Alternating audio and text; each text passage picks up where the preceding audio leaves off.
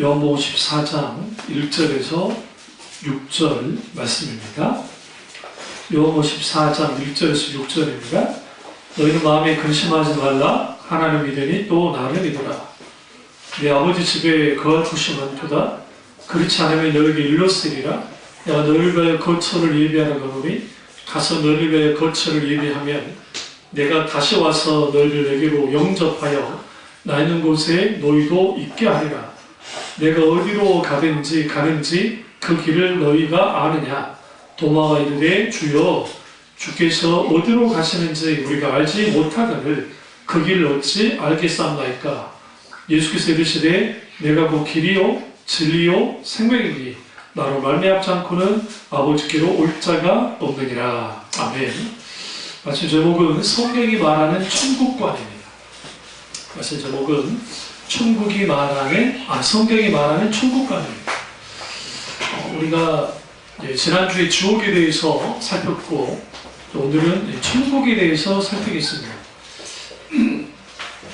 우리가 믿고 있는 하나님이 살아계시지 않는다고 한다면 지옥도 없고 천국도 없을 겁니다. 도킨슨이라든지 하나님을 부인하는 부정하는 무신론자들은 이렇게 말합니다. 너무 걱정하지 마라. 천국도 없고 지옥도 없다. 그러니까 오늘날 현실을 잘 즐기며 살아라고 합니다.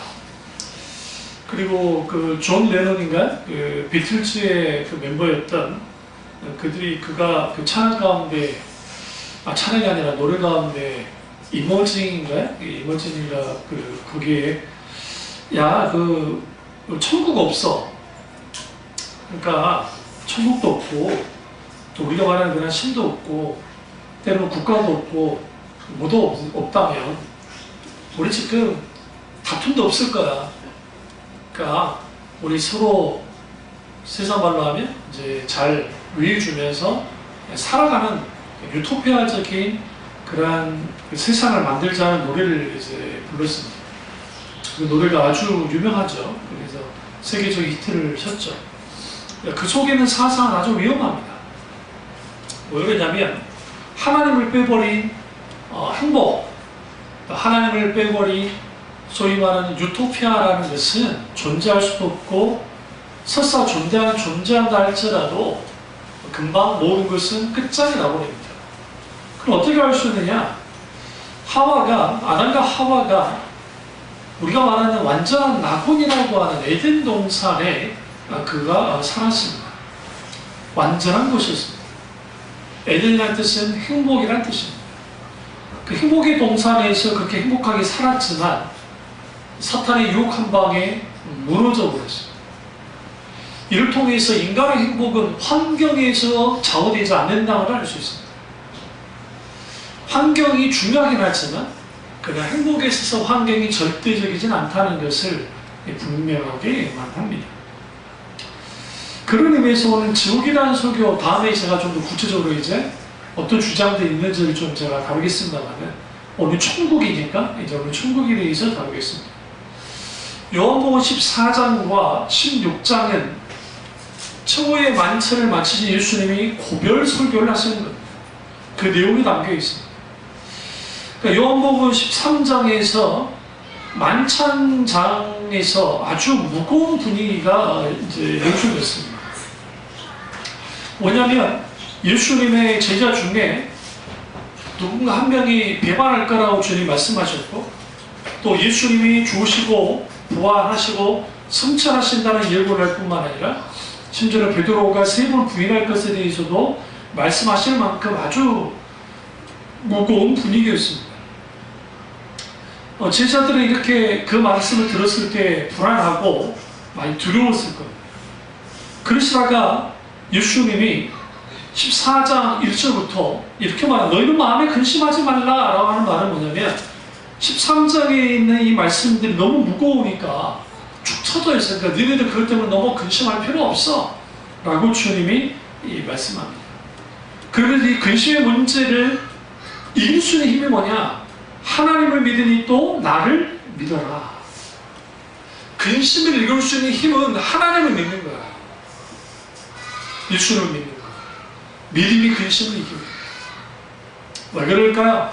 그 하나님은 살아서 역사하는 하나님이실 때문에 그렇습니다. 그러면 예수님이 이제 제자들의 마음을 안정시키면서 예수님은 왜 죽어야 하는지, 그리고 그분이 왜 부활하셔야 되는지, 그리고 주님이 왜 다시 돌아와야 되는지에 대해서 설명을 하십니다. 그게 오늘 2절과 3절에 14장 2절과 3절, 내가 너희를 위해 거처를 예비하러 간다라고 말합니다. 여기서 이게 굉장히 중요한 거예요. 거처를 예비한다는 의미가 장소적 개념이잖아요. 이게 굉장히 중요한 거예요. 그러니까 이런 사람들이 있어요. 천국은 물질적이지 않다고 주장하는 사람도 있어요. 이게 아주 잘못된 사람들이에요. 그리고 또 어떤 한편에는 천국은 아주 물질적인 것이라고 말하는 것도 문제가 있어요. 왜 그러냐면 천국은 아주 독특한 곳이에요. 그러니까 어떻게 독특하냐면 하나님 그분의 존재가 그대로 그냥 그곳에 있는 곳이잖아요.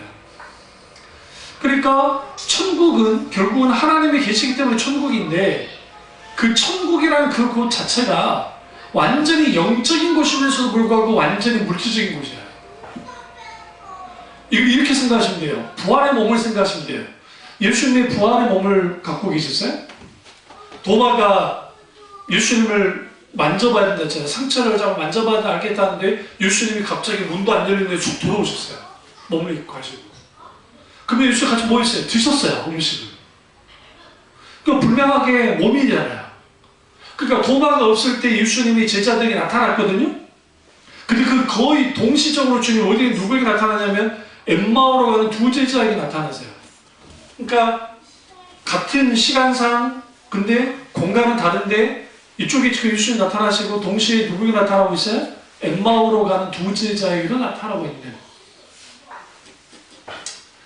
그러니까 부활체는, 부활의 몸은 몸은 몸인데 우리가 상상할 수 없는 몸이에요. 그래서 시공간으로 초월해요.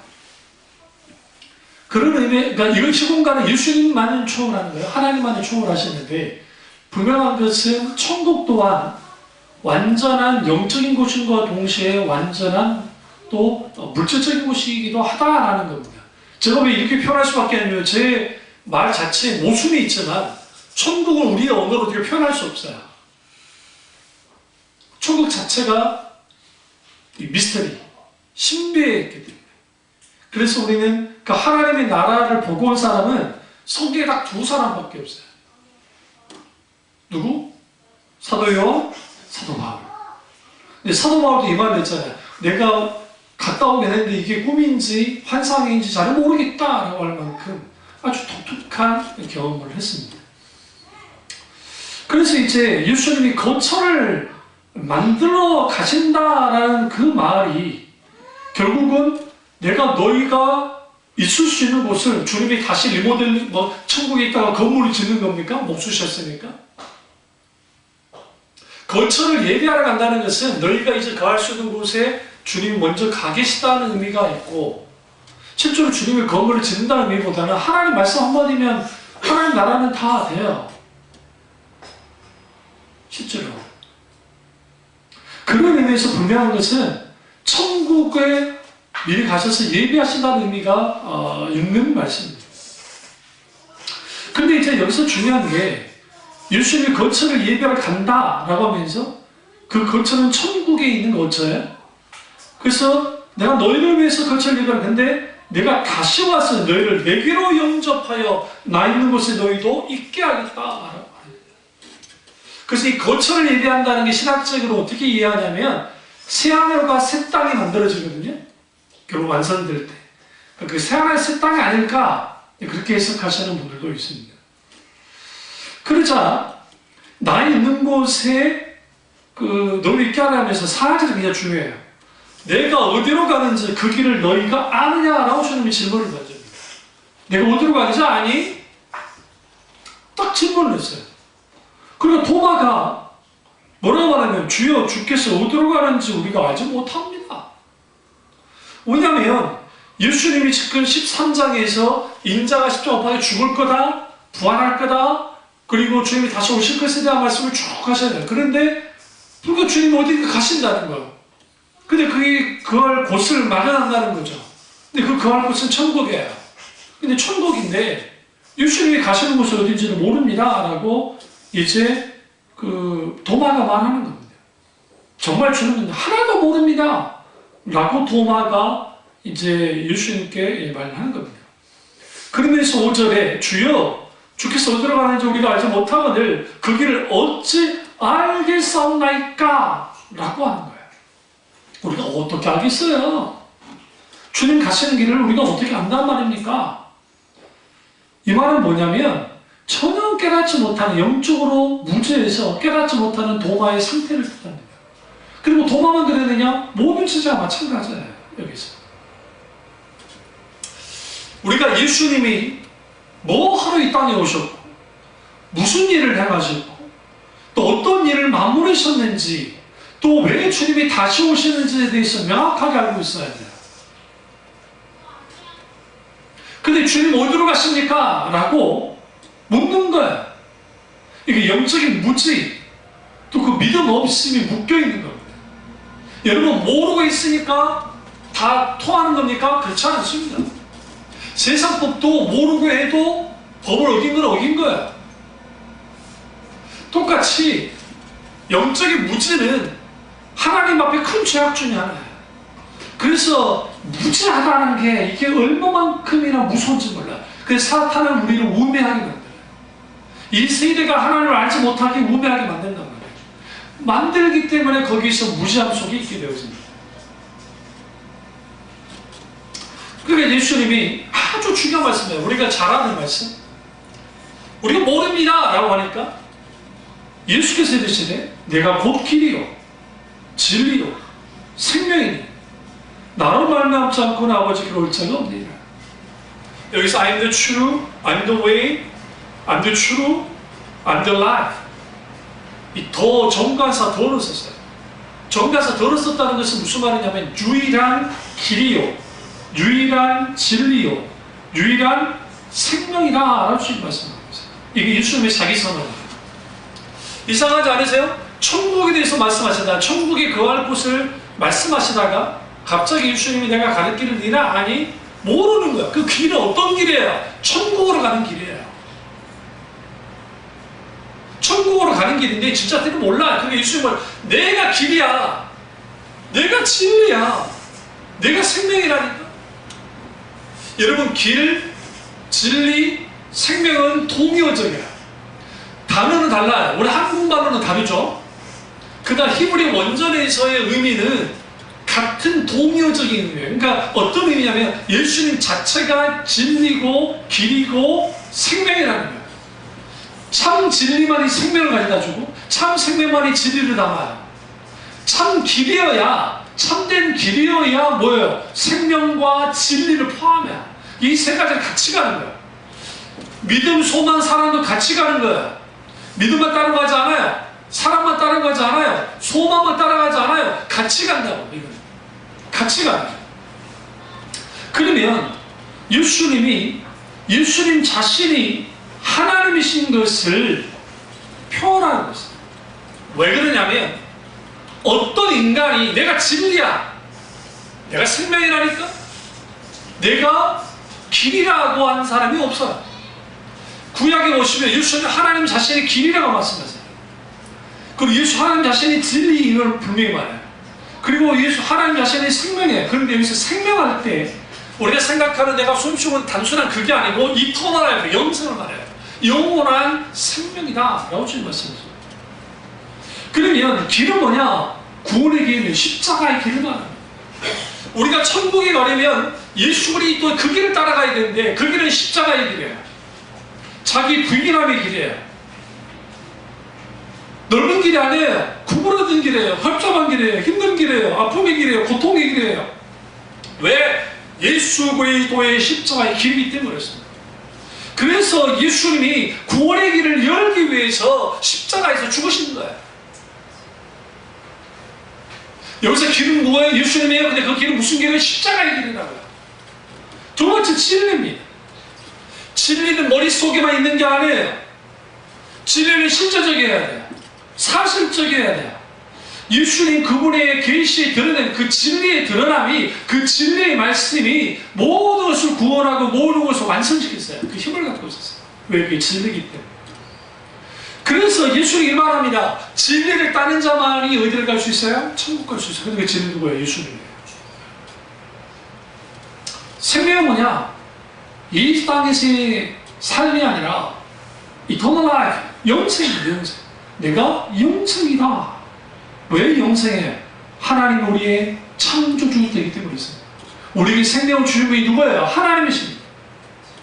그래서 예수님 그분 자신이 우리의 뭐가 돼요? 생명이 되시는 거예요. 생명. 이 부분을 아주 잘 이제 예수님이 말씀하는 거예요. 중요한 것은 이것은 무지하고 헛된 믿음에 빠져있는 모든 사람들을 향한 말씀입니다. 제자들을 향한 말씀이기도 하잖아요.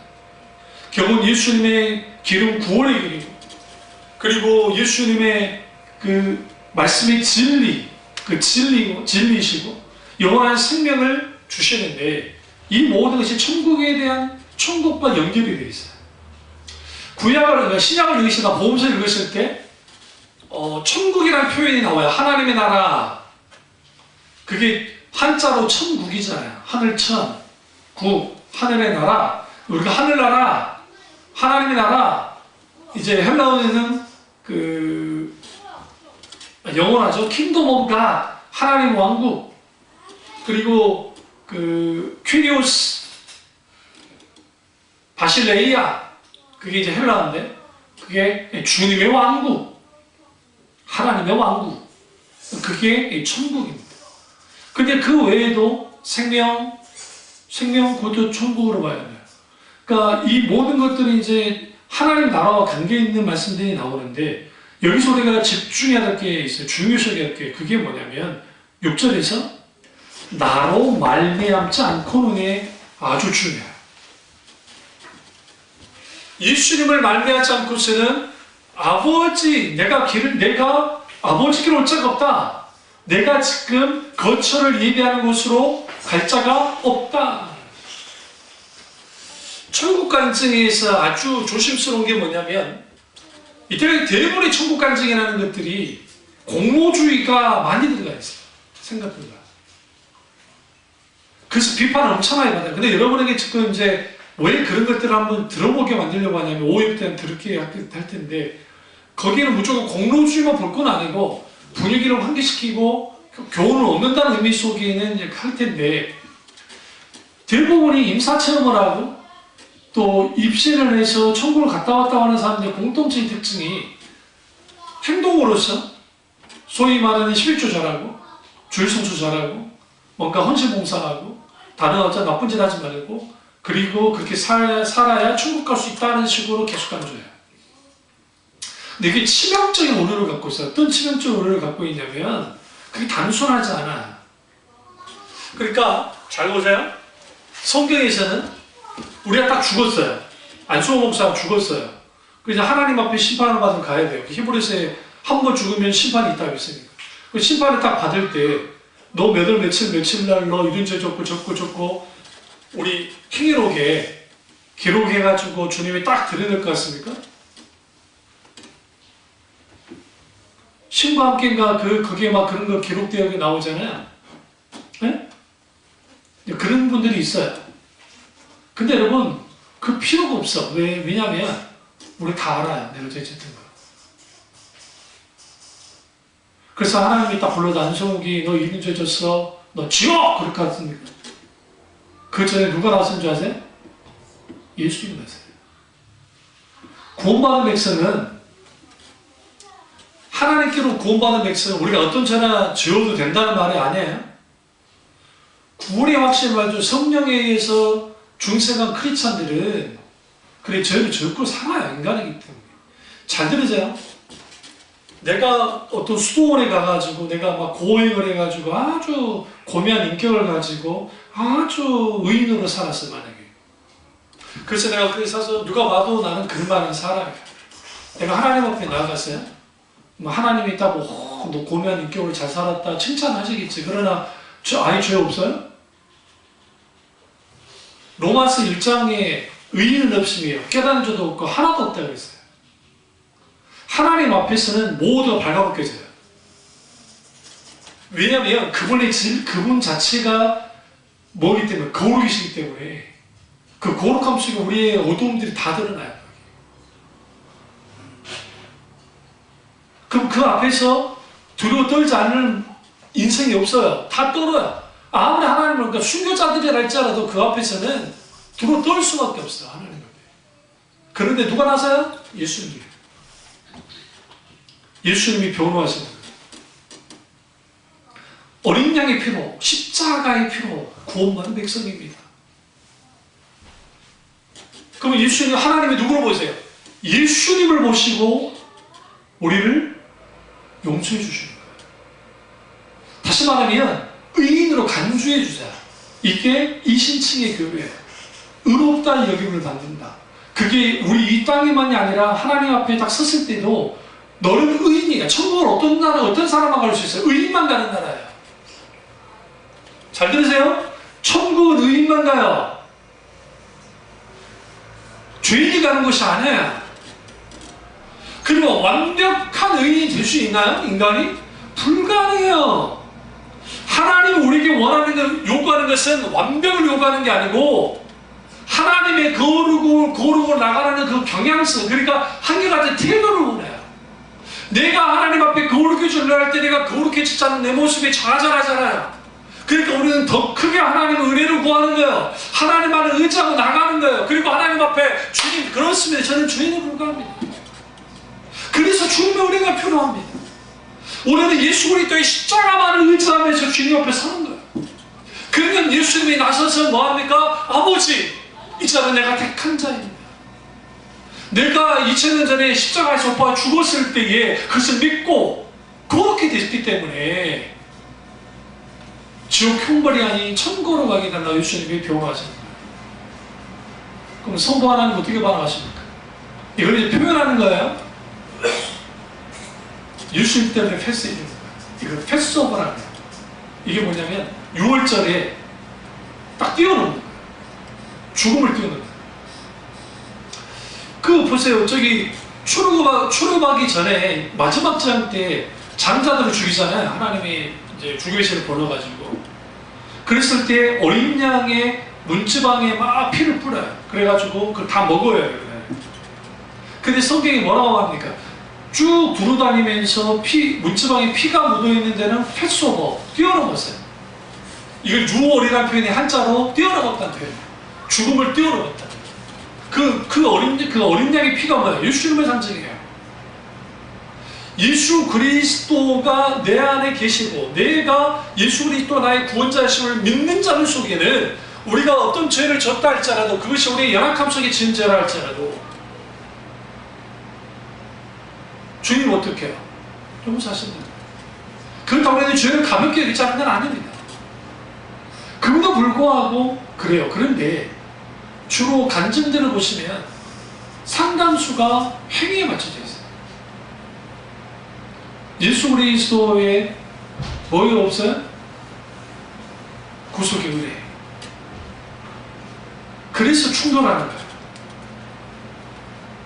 신학자들과 충돌하고 개혁주의와 복음주의자들에게 충돌하는 거예요. 그러면 이제 한쪽을 더 무시해야 되느냐? 그렇진 않아.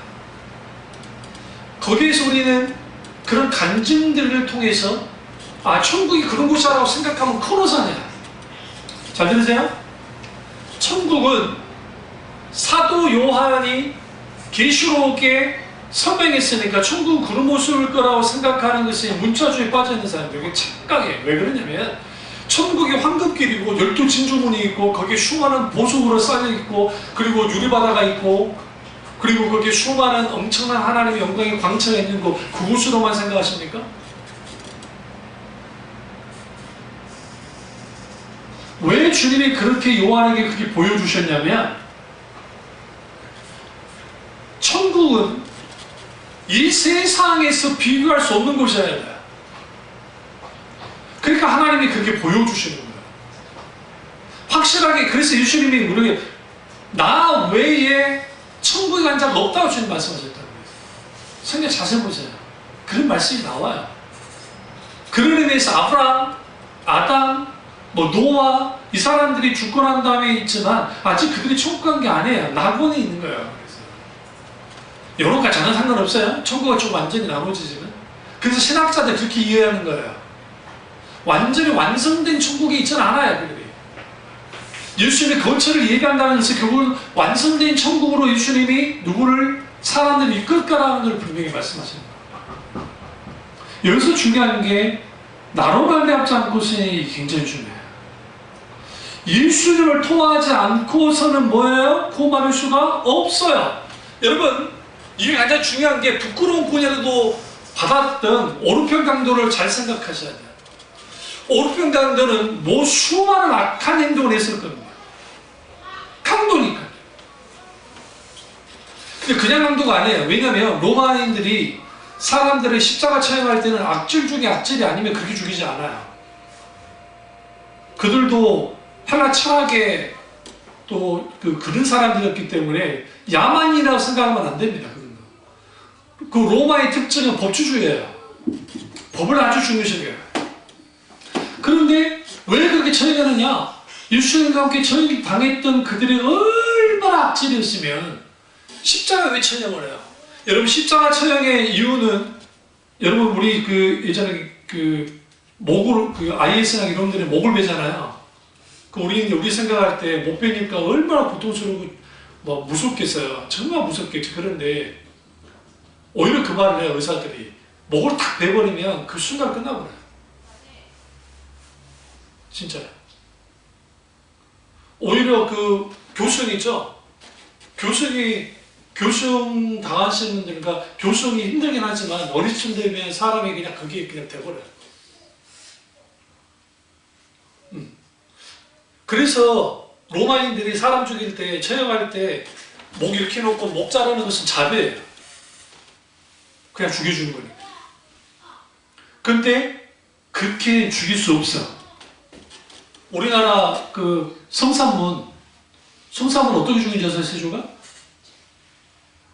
팔다리 다 잘랐어요. 다 잘랐어요. 근데 성산문이 얼마나 대단한 사람인지 아세요? 실록이나 그런 데 보시면 얼굴살 하나 안 바뀌는데. 박팽년은 어떻게 죽였는지 아세요? 소 있죠, 소. 소를 소 4마리를 해가지고 양 다리에 줄을 다 묶어가지고 찢어 죽였어요. 우리 조상들이 그렇게 톡 쫓는 거지. 이후에 그런 걸 없앤 사람이 영조대왕이에요. 영조대왕이 너무 좀 이게 잔혹하다. 그래서 이제 아무리 죄인을 할지 그렇게 하지 말자. 그래서 청파동 가까이 있는 소소문에 목을 잘라준 거예요. 망나니들이. 그게. 그러니까 보는 사람 입장에서는 처참하긴 한데 루이 14세인가? 목 자르 죽었던 프랑스 이 사람이 단두대를 왜 설치했는 줄 아세요? 단두대. 목 자를 때도 잘못 자르면 이게 이제 큰일 나잖아요. 그러니까 단두대를 설치를 해가지고 고안한 사람이, 명령한 사람이 루이 14세. 근데 자기가 거기에 자를 죽였죠. 순간에 끝내죠. 끝나요. 근데 십자가 죽으면 완전 달라요. 십자가 처형은 안 죽이는데 목적이에요. 그러니까 서서히 죽이는데 목적을 갖고 있어요. 왜 서서히 죽이느냐? 고통을 계속 주려고. 일본의 기르기스탄이라고 하는 기독교인들이 있었는데, 천주교인들인데, 임진왜란 이후에 토요토미 히데요시 쪽에 고니시라는 이 사람들이 기르기스탄 천주교인들이에요. 포르투갈 천주교인. 그런데 도쿠가와 이에야스가 정권을 잡고 에도 막부를 딱 한 다음에 기독교인들을 이제 처형을 하는데, 일단 이제 하나님 안 믿기로 하면 살려주겠다는데, 그런데도 막 믿으니까 어떤 식으로 했냐면, 이제 잠깐 거기도 대단하지. 선단하잖아요. 조수 간만에서 물이 들어왔다 나갔다 하죠. 그러면 물 빠질 때 거기다 십자가를 만들고 거기다 십자가를 해. 그러면 물이 슉 들어와. 그럼 목이 안 죽을 만큼만 잡냐, 이렇게. 물이. 이걸 계속 방치해요. 우리 해수욕장에서 수영하다가 나와서 몸 안 씻으면 무슨 일이 벌어지죠? 막 아프잖아요. 물이 빠질 때 해가 비추죠. 잘 생각해 보세요. 물이 빠지고 해가 비칠 때 있잖아요. 비치면 이 고통은 상상을 줘요. 그래서 기록을 보면 죽여달라 죽여달라는데 안 죽여요. 그래서 일본의 기독교인들이 멸절되어 버린 거예요. 그럼 우리나라도 못지않게 죽었어요. 우리 그 지금의 천주교와 그 당시 천주교 또 달라요. 제사 때문에 핍박을 받았는데 거의 한 5만 명 이상이 죽었습니다. 그때 죽였을 때에 그럼 일본 놈들처럼 그렇게 죽였냐? 그렇지는 않았어요. 왜 그러냐면 영조대왕이 그렇게 형벌을 못하게 만들어놨기 때문에 그러진 않고 그래서 뭐 했느냐? 목을 자른 거 소속으로 해서 목을 자른. 그래서 거기 무슨 약산 성당인가 하나 있지? 그 있죠. 드라마 잘 나오는 그런 게 있는 이유가 거기에서 그런 일이 벌어졌기 때문에.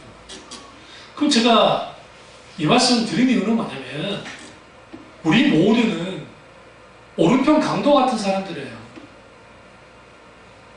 사실은. 그러니까 하나님 앞에 다 주옥이 떨어질 수밖에 없는 존재들이에요.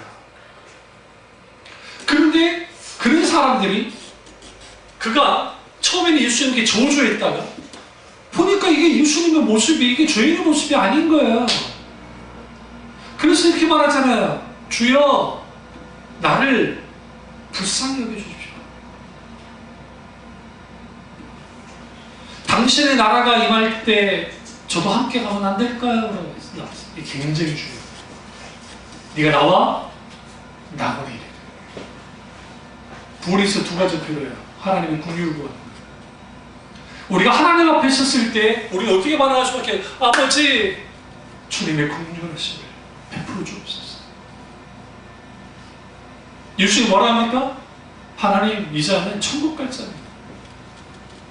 예수님이 막아요.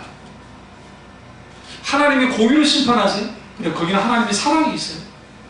이게 나로 말미암지 않고서라는 이 말이 얼마나 중요한지 몰라요. 그래서 예수님을 통하지 않고서는 아버지께로 올 자가 없어요. 하나님 품으로 나가야죠. 그래서 우리는 믿음의 사람들은 우리의 눈과 귀와 모든 것들이 길 되시고 진리 되시고 생명 되시는 예수님께 고정되어 있어야 돼요. 말도 안 되는 소위 말하는 그 마리아에게 있는 게 아니라 오직 예수 그리스도 그분만이 있다는 거예요. 근데 우리는 길 되시고 진리 되시고 생명 되시는 하나님 예수님을 잘 안다고 하며 살아왔습니다. 정말 아시나요?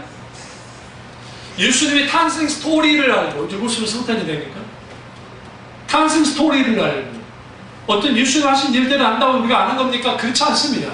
우리가 성경에서 말하는 예수 그리스도 그분을 인격체신 그분을 성령님의 놀라운 역사 가운데 만나요. 요한복음 3장 3절에 예수께서 대답하시되 진실로 진실로 내게 이르노니 사람이 거듭나지 않으면 하나님 나라를 볼 수 없느니라. 이 볼 수 없다는 표현이 블랙포라고 하는 이 단어는 뭐냐면 들어갈 수 없다. 믿음으로 들어간다는 의미를 표현해요. 볼 수 없어요. 들어갈 수 없어요. 거듭나야 가는 나라가 하나님이다. 문제는 뭐냐면 오늘 한국교회가 부활에 대해서 말할 때에 그냥 예수님 믿으면 돼. 그냥 믿으면 돼. 믿습니까? 그럼 뭘 믿는 거예요 도대체? 믿음의 내용이 뭡니까? 믿음의 내용이 뭔지도 모르는데 그냥 덮어놓고 믿으래요. 그냥 믿으래요. 믿으면 된대요. 믿으면 안 돼요. 그렇습니까? 안 해요. 믿음은 인격체신 하나님에 대한 반응이에요. 성령께서 우리에게 비추시는 조명하심이 없으면 깨닫게 하심이 없으면 우리는 절대로 주님을 알고 믿을 수 없어요.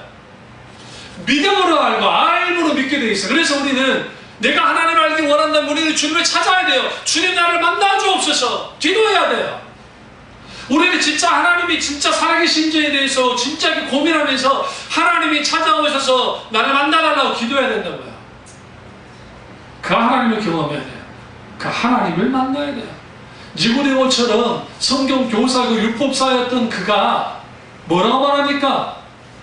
하나님 나라, 그가 그 엄청난 모범적인 유대인이었는데, 착한 유대인이었는데, 70인 장로 중에 한 명이었는데 그 나이 많은 사람이 영생의 문제에 고민을 안고 예수님께 나왔다고요. 니고데모란 이름의 뜻은 백성의 승자라는 뜻입니다. 예수님 뭐랍니까? 네가 이스라엘 한 선생으로서 이것도 모른단 말이냐 하면서 주님이 의도적으로 그를 질책합니다. 그러자 그가 조용히 예수님의 말에 경청합니다. 그래서 예수님 뭐래요? 물과 성령으로 거듭나지 아니하면 하나님 나라에 들어갈 수 없다. 보로게 다시 태어나야 된다. 그러니까 니고데모 이런 말 하잖아요. 엉뚱하게. 그 엄청난 학자가 엄마 뱃속에 어떻게 다시 들어갑니까? 그러니까 혼난 거지. 니네 선생님들도 그걸 모르겠는 거지. 물과 성령을 본다. 그럼 물과 성령은 뭐냐? 물세례냐? 그거 아니에요. 물과 성령을 따로 볼 필요가 없어요. 분명한 것은 성령님에 의해서 진리의 말씀에 의해서 거듭나요. 다시 거듭나요. 박옥수 이단이 말하듯이 소위 말하는 신천지 이만희가 말하듯이 자기들만의 무슨 특별한 계시를 깨닫고 하는 게 아니에요. 이거는 소위 말하는 다른 식의 그노시즘, 그 영지주의 이단들이에요. 이게 1세기, 2세기에 있던 이단인데 그 이단들이 있던 거를 현대적으로 한 것뿐이에요. 그러니까 여러분 오늘날에 나와 있는 수많은 모든 이단들은 이미 교회사에 다 나와 있어요. 뭐 문선명이 아니라 누가 돼도. 그런 이단들이 왜 사탄이 그 짓을 하니까. 그럼 천국은 어떤 곳인가? 천국은 죽은 다음에 가는 곳이라고 생각합니다. 이 생각부터 뜯어고쳐야 될 거야, 처음부터. 분명히 맞습니다. 천국은 하나님의 나라는 죽은 다음에 가는 것은 분명합니다. 그러나 이렇게만 이 부분만 이해하고 있으면 이는 성경의 하나님의 나라에 대해서 50%도 뭐 알지 못하는 사람입니다. 왜 그러느냐? 예수님이 이 땅에 오셔서 공생에 딱 시작하자마자 선포했던 메시지가 뭐야? 회개하라, 천국이 가까워집니다. 그럼 여기서 회개하라, 천국이 가까웠느니라. 그럼 뭐가 문제예요? 지금 회개 문제예요. 왜 회개해야 돼? 우리의 죄가 회개되어져야 천국에 갈 수 있잖아요. 근데 여기서 천국은 죽은 다음에 천국을 말하는 게 아니에요. 많은 사람은 성경을 착각하고 있는 게 그때 예수님이 천국이 가까웠다 할 때는 이 킹덤 오브 갓, 하나님의 왕국, 하나님의 나라는 뭐냐면 뭘 가리키는 거냐면 하나님의 통치와 다스림이에요. 하나님의 통치와 다스림이 가까웠느니라. 하나님 나라를 이해할 때 크게 두 가지를 이해해야 돼요. 좀 잘 들으셔야 되죠. 천국을 이해할 때 이 땅에 임하는 하나님 나라가 있어요. 그게 예수님 통해 임했어요. 근데 그 임한 나라는 장소적이지 않아요. 그러니까 장소적으로 임하는 나라는 죽은 다음에 가는 나라예요. 그게 천국이에요. 근데 먼저 주님이 이 땅에 오셔서 하나님 나라가 이 땅에 도래하게 됐어요. 근데 그 도래하는 하나님 나라는 뭐예요? 하나님의 통치와 다스림이에요. 하나님이 통치하는 것, 하나님이 다스리는 것, 그게 하나님의 나라예요. 물질적인 것이 아니에요. 그러니까 내가 예수님 회개하라 천국에 가까우니라는 죽은 다음에 가는 천국이 가깝다는 표현이 아니라 하나님의 통치와 다스림이 가까웠다는 거예요. 눈에 보이지는 가시적인 하나님 나라가 아니에요. 이걸 신학적으로 비가시적이에요. 보여지는 나라가 아니에요. 그 하나님의 나라의 가치를 따라가는 게 교회인 거예요. 교회는 하나님 나라가 아니에요. 근데 카톨릭은 하나님 나라가 교회라고 생각하니까 문제고, 교회는 하나님 나라가 아니지만 하나님 나라의 정신, 하나님 나라의 정체성을 가져야 돼요. 그래서 마태복음 5장부터 8장까지 산상수훈이 나오는데 그 산상수훈은 뭘 담는 거냐? 하나님 나라 백성의 정체성이에요. 팔복에 대해서 말할 때, 복에 대해서 말할 때 복의 개념이 완전 달라요. 세상으로. 심령이 가난한 자는 복이 있나니 천국이 저들의 것이며, 애통한 자는 복이 있나니 저들의 위로함을 받을 것이요, 마음이 청결한 자는 복이 있나니 저들이 하나님을 볼 것이며. 말씀이 중요하냐면 하나님의 나라의 통치가 있는 곳에 그런 일들이 벌어져요. 마태복음 5장과 8장 1절에 있는 그런 일들이, 그런 역사가 일어나는 거예요. 그래서 형제를 향해서 나아가라 하지 않아요. 종교적으로 욕하지 않아요.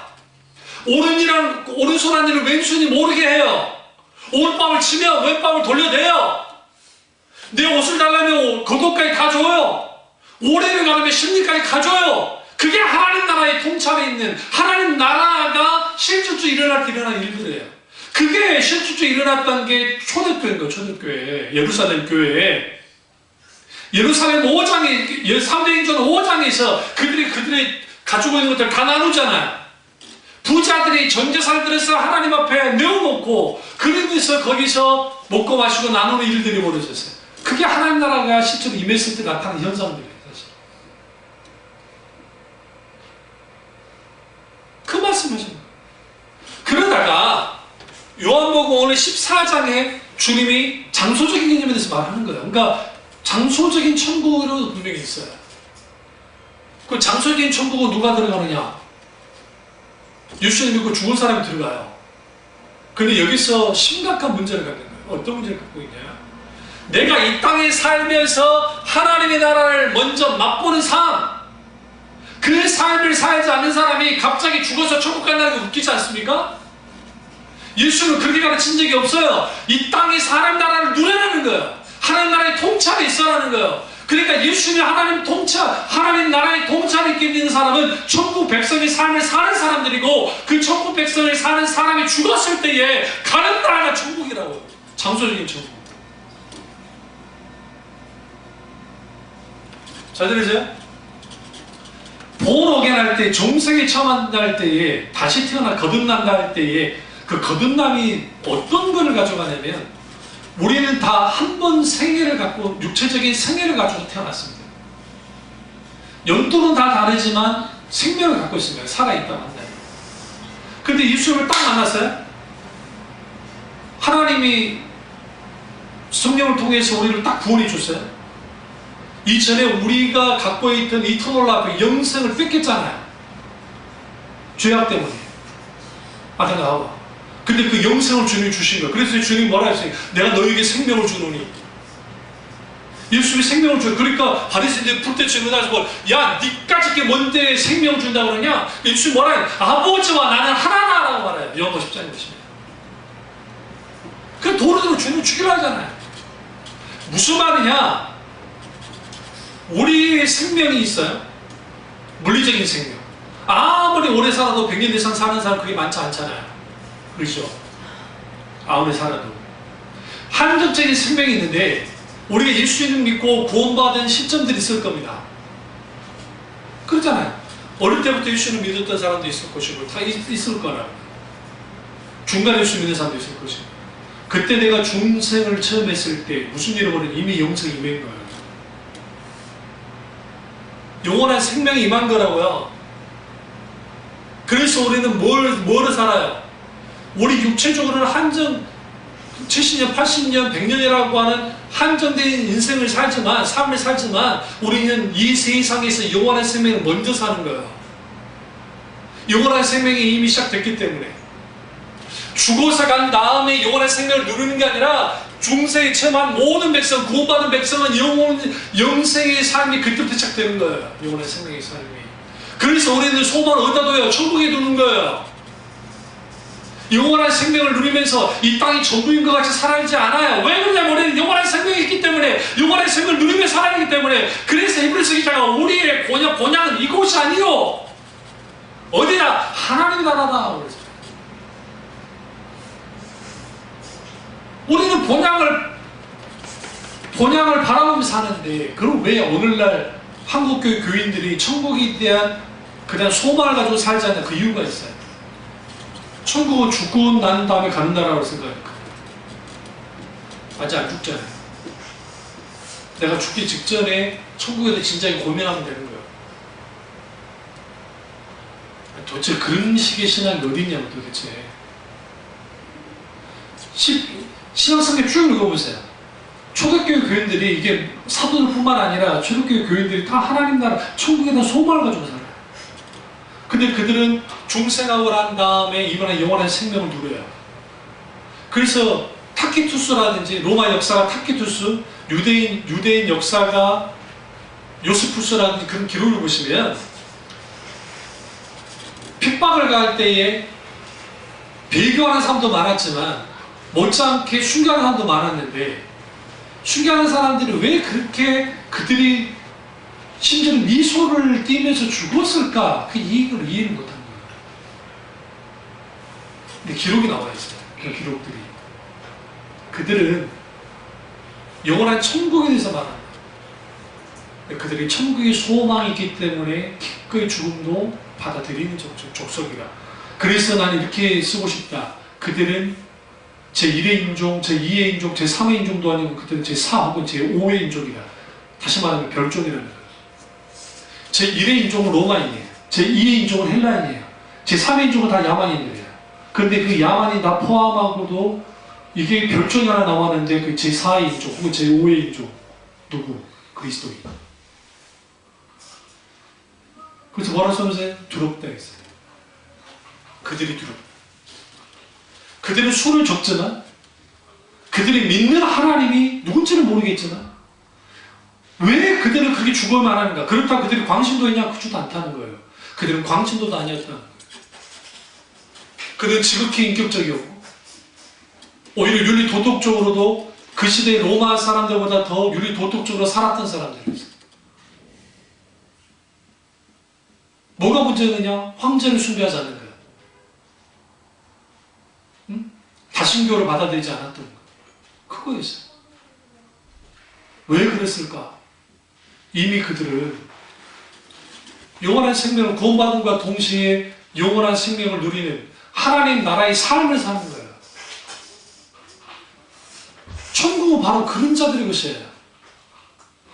그러니까 이 하나님의 나라는, 그래서 예수님이 이렇게 말하잖아요. 세례요한 이후로부터 하나님 나라는 침노한 자들의 것이라 했잖아요. 이 말씀이 무슨 말일까요? 하나님 나라는 침노한 자들의 것이라는 의미가 칼 들고 하나님 나라에 쟁취하는 겁니까? 그게 아니고 헬라 원전을 쭉 들여다보면 이렇게 해석할 수 있어요. 우리 야구 좋아하니까 야구 경기 다 끝났어요. 끝나가지고 이제 나와야 되잖아요. 문이 여러 군데 있지만 어쨌든 나오죠. 그러면 내가 가기 싫어도 뒤에서 밀릴 때 있잖아요. 솔직히 안 그래요? 어떨 수 밀려 나가잖아요. 그 상태를 의미하는 거예요. 하나님 나라로 들어가는데 워낙 많은 사람 들어오잖아요. 그러니까 물결이 뒤에서부터 계속 물결이 오면서 같이 사람들에게 하면서 팍 들어가는, 근데 나도 같이 강하게 하면서 들어가는 거예요. 뒤에서 막 밀어주고 나도 밀고 가고 있고. 그게 침노한다는 의미라는 거예요. 천국은 어떤 자들이 계세요? 침노하는 자들. 그럼 그 침노한 자들은 뭐예요? 하나님 나라에 대한 열망과 갈망을 가진 자들이 나와요. 한국교는 어떻게 만드느냐? 구원 열차 하나, 표 하나 딱 끊어버리고 천국 갔다고 선언해버린 거예요. 그런 식으로 천국 가는 게 어딨냐고 도대체. 그러니까 소위 말하는 간증 집회가 그렇게 이슈가 되는 거예요. 왠지 아세요? 천국이 안 믿어지니까. 천국이 안 믿어지니까 이 땅에서 하나님 나라의 통치, 다스림, 하나님 나라의 삶, 하나님 나라의 백성으로서의 정체성 가지고 사는 사람들이 아닌데 죽어서 가는 나라에서 알라고 하니까 이게 되겠냐고요. 예수님 이미 너희가 하나님 나라 이미 너희에게 임했느니라 말씀하셨는데 이미 있다는데 임한 하나님의 나라의 삶을 사는 사람들 우리예요. 그리고 여복사님 말대로 그들은 발의 무리가 복음 들고 세상을 향해서 나아가는 영적인 전투를 하는 교인들, 그리스도인들. 하나님 나라가 확정되어지고 돌아가신 고 김주고 목사님이 했던 그 성쇼와 하셨는데 그 성쇼의 정신이 뭡니까? 복음이 한 도시를, 한 나라를 어떻게 하나님 나라화 시키고 싶어 하는. 그래서 까베쌤이 스위스 제네바에서 그걸 실제로 해봤었고, 저변경도 마찬가지고, 기타는 아브라함 카이퍼 네덜란드에서 마찬가지고, 그런 분들은 하긴 했어요. 그러나 대전이 안 하죠, 잘. 세속의 물결 속에서. 결국은 하나님 나라는 천국은 우리가 생각하듯이 막 어떻게 황금길이 있고 그럴 수도 있다고 생각해요. 저는 그걸 부인하진 않아요.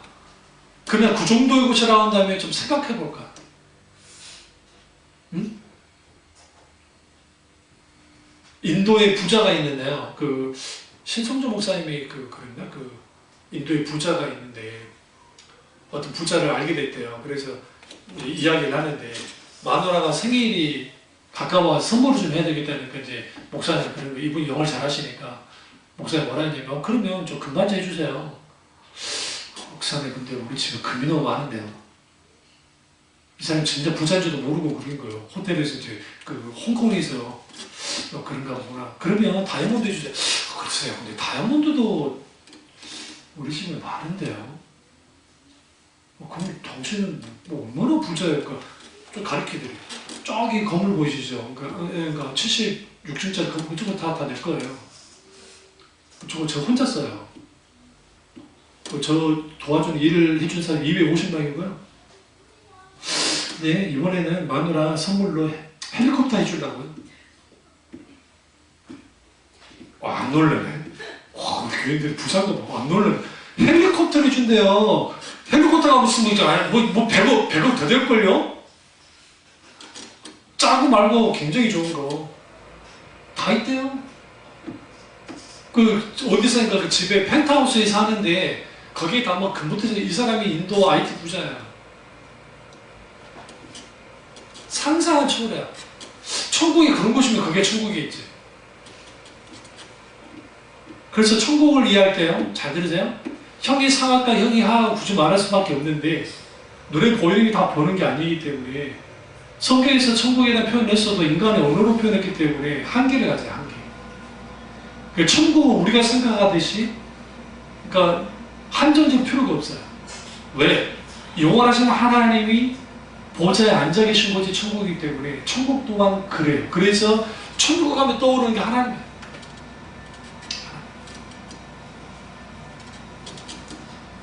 그래서 이제 천국에 대한 그 이해를 이제 봐야 되는데 이제 좀 빨리 할게요. 물질적인 천국관을 가지고 있는 사람도 있어요. 죽은 후에 천국 간다 라고만. 그러다 보니까 이제 구원론이 문제예요. 싸구려 믿음, 싸구려 은혜가 있는 사람들이 이렇게 서가지고 신앙고백 시키고 천국 갔습니다 선언해버리는 거예요. 그러니까 이 사람들이 뭐가 문제가 되냐면 죽은 다음에 가는 천국 가니까 관심이 없어요. 이 땅에 하나님 나라가 실제 있는 거 아니에요. 중요한 신학적인 논제가 있어요. 제가 늘 말씀드려요. already 난 예시에 하나님 나라는 이미 임했어요. 그러나 아직 임하지 않았어요. 우리 그 중간에 있어요. 이미 하나님 나라는 임했어요. 그러나 아직 오지 않았어요. 완성된 하나님 나라가 오지 않았다. 우리 그 중간에 있어요. 그래서 우리는 하나님 나라의 삶을 살아야 돼요. 죽어서 가는 하나님 나라로 갈 거예요. 죽으면 개인의 종말에 의해서 주님이 재림하실 때 하나님 나라가 완전히 임할 거예요. 이 땅에. 중요한 것은 뭐냐면 단순히 내가 천국 갈 거야. 그러니까 내가 예수 믿었어. 내가 종교적 체험을 했어. 단순히 그걸 통해서 내가 구원받는 걸 하는 겁니까? 그렇지 않아요. 한심한 게 그래서 소위 천국 간증한다 할 때 사람들이 몰려가지고 막 거기서 막 들으면서 아멘 아멘 하는데 왜 그렇게 반응을 할까? 제가 고등학생 때 이게 엄청나게 한국교회 전체가 이 입신 때문에 막 천국 난리였거든요. 신앙적인 어느 정도 유익은 있다고 생각합니다. 근데 왜 열관이 있을까? 어느 날은 조금씩 더 그런 게 있고 천국이 아닌 거죠. 그러니까 천국이 있어요. 이런 곳이 있어요. 그러니까 믿어주세요. 폴시콜레 같은 가짜가 와가지고 그 짓을 하고 해도 사람들의 속아 넘어가는. 어떤 사람은 죽은 후에 가는 천국이 없다고 생각하는 사람도 있고, 또 중간계는 뭐 이게 좀 이제 있는데, 성경에서 말하는 이 천국이라는 말은 하나님의 나라 할 때 우리가 죽어서 가는 천국과 하나님의 통치와 다스림으로서의 하나님의 나라에 대해서 분명하게 두 가지를 다 같이 말해요. 그래서 하나님 나라의 삶을 사는 사람들이 실제로 죽어서 가는 정서적인 천국으로 가는 거예요. 머리를 아버지에 대해서 분명하게. 그 다음에 또 하나는 죽음이에요. 죽음. 죽음을 어떻게 이해하느냐? 하나님 나라 백성이 하나님 나라로 가는 경험의 일부분이에요. 종결이 아니라고. 그러니까 세상은 죽음은 종결이에요. 자살하시는 분들이 왜 자살해요? 이 모든 것들을 종결시키고 싶어서 죽은 거예요. 근데 종결되지 않으니까 문제예요. 본인은 사건, 사고는 종결됐을지 모르지만 이건 또 하나의 하나님 앞에 서야 돼요. 경험의 일부예요. 그리고 하나님의 나라는 예수님이 재림하시고 오실 때에 내 몸과 영혼이 다시 부활의 몸으로 부활되어지고 새하늘과 새 땅까지 들어가는 것이 하나님 나라의 천국이에요. 새하늘과 새 땅은 이사야 66장에 말하고 있고 계시록에도 잘 말하고 있어요. 이 부분에 있어서 이게 새하늘과 새 땅이 신학적 용어를 쓸 수밖에 극치에 이르는 천국이에요. 너무너무 아름다운 거예요. 그래서 우리가 천국 제가 어떤 간증들이나 그것을 다음에 제가 한번 소교 가운데 한번 계속 제시해 볼게요. 어떻게 천국관을 갖고 있는지. 그런 것들을 보면서 우리가 하나님 나라를 바라보고 하나님 나라가 실질적으로 우리 가운데 임하는 놀라운 은혜가 있기를 주님으로 축원합니다. 기도하겠습니다. 기도하실 때 오늘 이 말씀이 나의 말씀이자